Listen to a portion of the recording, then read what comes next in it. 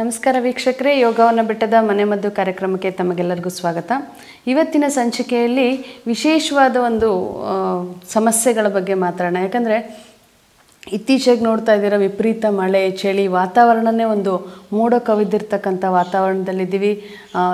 ತುಂಬ ಶೀತ ವಾತಾವರಣ ಅಂತಲೇ ಹೇಳ್ಬೋದು. ಇದರಿಂದ ಮಕ್ಕಳಿಗಾಗ್ಬೋದು, ವಯಸ್ಕರಿಗಾಗ್ಬೋದು, ಹೊರಗಡೆ ಮಳೆಯಲ್ಲಿ ನೆನ್ಕೊಂಬಂದು ಅಂತನೋ ಏನೇನೋ ಹಲವಾರು ಸಮಸ್ಯೆಗಳಿಂದ ಶೀತ, ನೆಗಡಿ, ಕೆಮ್ಮು ಅಂತಕ್ಕಂಥದ್ದು ಸಾಕಷ್ಟು ಜನರಲ್ಲಿ ಕಾಡ್ತಾ ಇದೆ. ಮತ್ತು ಜ್ವರ ಕೂಡ ಅಷ್ಟೇ ಕಾಡ್ತಾ ಇದೆ.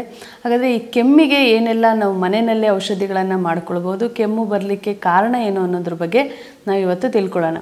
ಸಾಮಾನ್ಯವಾಗಿ ಕೆಮ್ಮು ಅಂತಕ್ಕಂಥದ್ದು ನಾವು ಶೀತ ವಾತಾವರಣ ಬಂದ ತಕ್ಷಣ ಅಥವಾ ಕೋಲ್ಡ್ ಐಟಮ್ ಏನಾದ್ರು ಕುಡಿದ ತಕ್ಷಣ, ಮಳೆಯಲ್ಲಿ ನೆಂದಾಗ ನಾವು ಸಾಮಾನ್ಯ ಶೀತ, ನೆಗಡಿ, ಕೆಮ್ಮು ಕಾಣಿಸ್ತದೆ. ಆದರೆ ಈ ಶೀತ, ಕೆಮ್ಮು, ನೆಗಡಿ, ಜ್ವರ ಅಂತಕ್ಕಂಥದ್ದು ಬರೋದಕ್ಕೆ ಮೂಲ ಕಾರಣ ಏನು ಅನ್ನೋದನ್ನು ತಿಳ್ಕೊಳ್ಬೇಕು. ಯಾಕಂದರೆ ಸಾಕಷ್ಟು ಜನ ಮಳೆಯಲ್ಲಿ ನೆಂದಿರ್ತಾರೆ, ಎಲ್ಲರಿಗೂ ಕೆಮ್ಮು ಬರೋದಿಲ್ಲ, ಕೆಲವರಲ್ಲಿ ಮಾತ್ರ ಕಾಣಿಸ್ಕೊಳ್ಳುತ್ತೆ. ಅದಕ್ಕೆ ಮುಖ್ಯ ಕಾರಣ ಏನು ಅಂತ ಹೇಳಿದ್ರೆ, ಇದರ ಮೂಲ ಸಮಸ್ಯೆ ಬಂದು ನಮ್ಮ ಹೊಟ್ಟೆಯಲ್ಲಾಗ್ತಕ್ಕಂಥ ಕಲ್ಮಶಗಳ ಸಂಗ್ರಹ, ಸೋಂಕುಗಳ ಸಂಗ್ರಹ ಅಂತಲೇ ಹೇಳ್ಬೋದು. ಮತ್ತು ಆಹಾರ ಸೇವನೆ ಒಂದು ಏನು ಪದ್ಧತಿ ಇರುತ್ತೆ, ಅಶುದ್ಧ ಆಹಾರ ಸೇವನೆ ಅಂತಕ್ಕಂಥದ್ದು, ನಮ್ಮ ಬೆವರು ತಗಲಿರ್ತಕ್ಕಂಥ ಆಹಾರಗಳು, ಕೈಯಿಂದ ಬಳಸಿದಂಥ ಆಹಾರಗಳು, ಅಂದರೆ ಕೈಯನ್ನು ಸ್ವಚ್ಛವಾಗಿ ತೊಳೆದಲೇ ನಮ್ಮ ಕೈಯಿನ ಬೆವರುಗಳು ಮತ್ತು ದೇಹದ ಬೆವರುಗಳು ತಗಲಿದಂಥ ಆಹಾರಗಳು, ಮತ್ತು ಹೊರಗಡೆ ರಸ್ತೆ ಬದಿನಲ್ಲಿಟ್ಟು ವ್ಯಾಪಾರ ಮಾಡ್ತಕ್ಕಂಥ ಆಹಾರಗಳಲ್ಲಿ ಸಾಕಷ್ಟು ಒಂದು ಕಲ್ಮಶಗಳು ಸೇರಿರಬಹುದು. ಮತ್ತು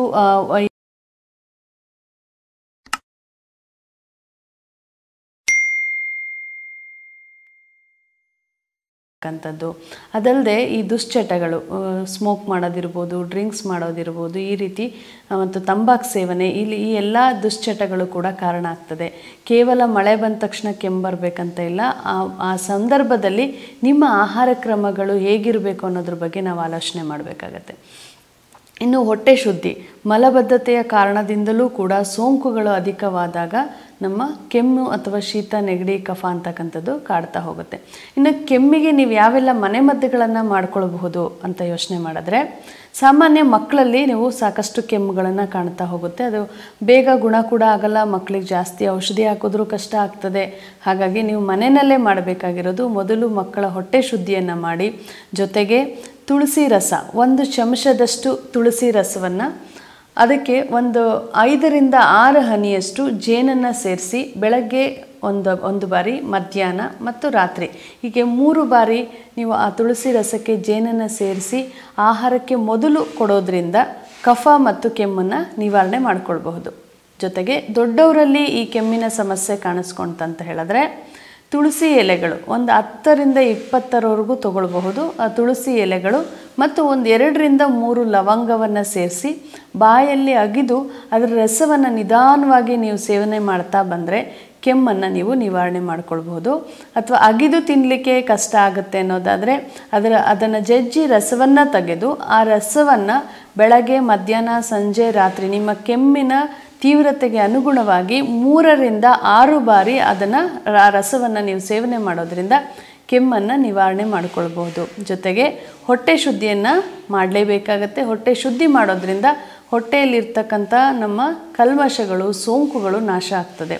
ಮತ್ತು ಬಿಸಿ ನೀರು, 1 ಲೀಟರಷ್ಟು ಬಿಸಿ ನೀರಿಗೆ ಉಪ್ಪು, ಅರಿಶಿನ ಸೇರಿಸಿ ಬೆಳಗ್ಗೆ ಖಾಲಿ ಹೊಟ್ಟೆಯಲ್ಲಿ ಆ 1 ಲೀಟರ್ ಬಿಸಿ ನೀರು ಖಾಲಿ ಆಗೋವರೆಗೂ ಗಾರ್ಗಲ್ ಮಾಡೋದ್ರಿಂದ ಕಫ ನಾಶ ಮಾಡಲಿಕ್ಕೆ ಸಹಾಯ ಆಗುತ್ತೆ. ಇದೇ ರೀತಿ ಕೆಮ್ಮಿನ ತೀವ್ರತೆ ಜಾಸ್ತಿ ಇದ್ದಲ್ಲಿ ಬೆಳಗ್ಗೆ, ಮಧ್ಯಾಹ್ನ, ರಾತ್ರಿ ದಿನದಲ್ಲಿ 3 ಬಾರಿ 3 ಲೀಟರ್ ನೀರನ್ನು ನೀವು ಗಾರ್ಗಲ್ಗೆ ಬಳಸಬೇಕಾಗತ್ತೆ. ಅದಕ್ಕೆ ಉಪ್ಪು, ಅರಿಶಿನವನ್ನು ಸೇರಿಸ್ಕೊಳ್ಬೇಕು. ಈ ರೀತಿ ಗಾರ್ಗಲ್ ಮಾಡೋದ್ರಿಂದ ಕೂಡ ಕೆಮ್ಮು ನಾಶವಾಗುತ್ತೆ. ವೀಕ್ಷಕರೇ, ನೋಡಿದ್ರಲ್ಲ, ಸಾಕಷ್ಟು ಮನೆಮದ್ದುಗಳನ್ನು ನೀವು ಮನೆಯಲ್ಲೇ ಮಾಡಿಕೊಂಡು ನಿಮ್ಮ ಕೆಮ್ಮನ್ನು ನಿವಾರಣೆ ಮಾಡ್ಕೊಳ್ಬೋದು. ಅದಕ್ಕೆ ಯಾವುದೇ ರೀತಿಯ ಸಿರಪ್ ಆಗಲಿ, ಮಾತ್ರೆಗಳಾಗಲಿ, ಇಂಜೆಕ್ಷನ್ಗಳಾಗಲಿ ಅಗತ್ಯ ಇಲ್ಲ. ಕೆಮ್ಮು ಅಂತಕ್ಕಂಥದ್ದು ಒಂದು ಸೋಂಕು, ನಮ್ಮ ದೇಹದಲ್ಲಿ ಉತ್ಪತ್ತಿ ಆಗ್ತಕ್ಕಂಥ ಸೋಂಕು. ಈ ಸೋಂಕನ್ನು ನಾವು ಮನೆಯಲ್ಲೇ ನಾಶ ಮಾಡೋದ್ರಿಂದ ಕೆಮ್ಮನ್ನು ನಿವಾರಣೆ ಮಾಡ್ಕೊಳ್ಬೋದು. ವೀಕ್ಷಕರೇ, ಇನ್ನು ಹೆಚ್ಚಿನ ಸಮಸ್ಯೆಗಳಿದೆ, ಎಲ್ಲ ಕಡೆ ಔಷಧಿಗಳನ್ನು ತೆಗೆದುಕೊಂಡು ನಮಗೆ ಗುಣ ಆಗ್ತಿಲ್ಲ, ಏನು ಮಾಡೋದು, ಯಾವ ಚಿಕಿತ್ಸೆಗೆ ಹೋಗೋದು ಅಂತ ಯೋಚನೆ ಮಾಡ್ತಾ ಇದ್ರೆ, ಗುಣವಾಗದ ಕಾಯಿಲೆಗಳಿಗೆ ಯೋಗವನ್ನ